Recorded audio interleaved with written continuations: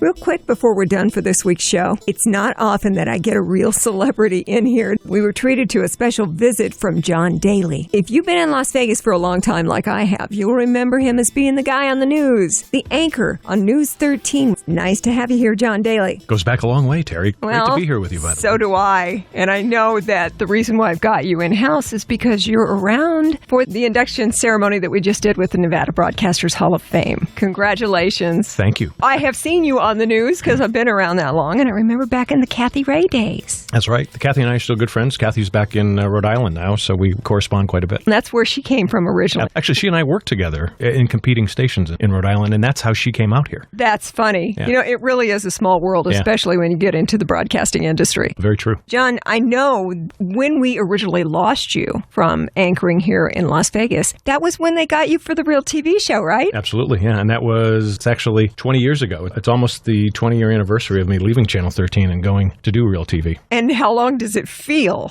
It certainly doesn't feel that long, but, you know, Real TV is kind of in my rearview mirror, so I can't say that I'm still sitting and dwelling on it, even though it was a great experience and it propelled a lot of my career in what I'm doing now. And for anyone who doesn't remember or wasn't in Las Vegas back in the days when you were at the anchor position with News 13, you've been gone from there for quite a while. Perhaps they do remember you from Real TV because there were some groundbreaking things about the way that show exposed. Maybe that's not the word. Actually, exposure is a good word because at the time, that's when cameras were starting to become really ubiquitous. Certainly, we didn't have iPhone cameras like we do today, but people had a lot of cameras. The cameras were getting miniature, so you could use them, the GoPro type stuff. Surveillance cameras were becoming in high use for not only police, but also for people just to make their house safer. So we were the show that came in and showed people how to use all that video and how to use it in a way that hadn't been used before. And the groundbreaking aspect of the show, and I didn't realize it till about 2 or 3 months into the show, I had friends of mine who were news anchors and reporters and producers, and they said, we're watching the news feed coming down from our network, and it's all Real TV stuff now. And one of them said to me, you are actually pioneering a new form of reality television. And we really did. And that was what was so cool about it. I mean, when I left Channel 13, I had a couple people saying to me,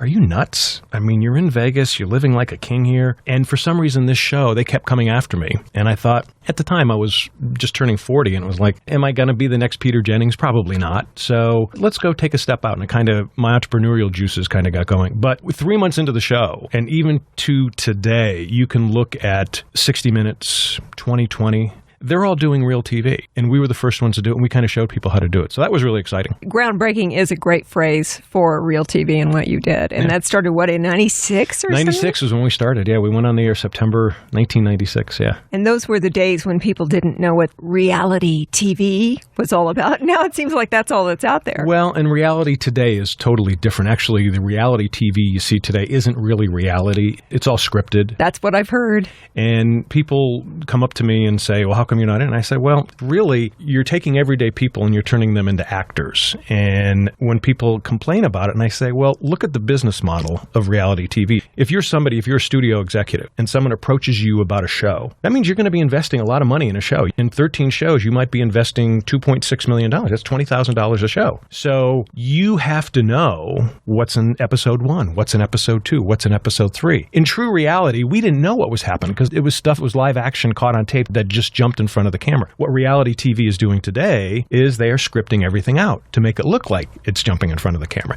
And if you're an executive in television, you've got to answer to shareholders and to your bosses. And if you say, yeah, I took this crazy leap on this show and nothing really happened. Okay, you just lost us $2.6 million because nothing really happened. So all this stuff that you see with the Kardashians and the Jenners and all that other stuff, it's all scripted out. It's all planned out ahead of time. Orchestrated. Yeah. If that voice sounds familiar, that's John Daly, News 13. He was one of the anchors. He stopped by because he joins the rest of us in the Nevada Broadcasting Hall of Fame. On next week's show, we'll have the rest of our conversation with John Daly.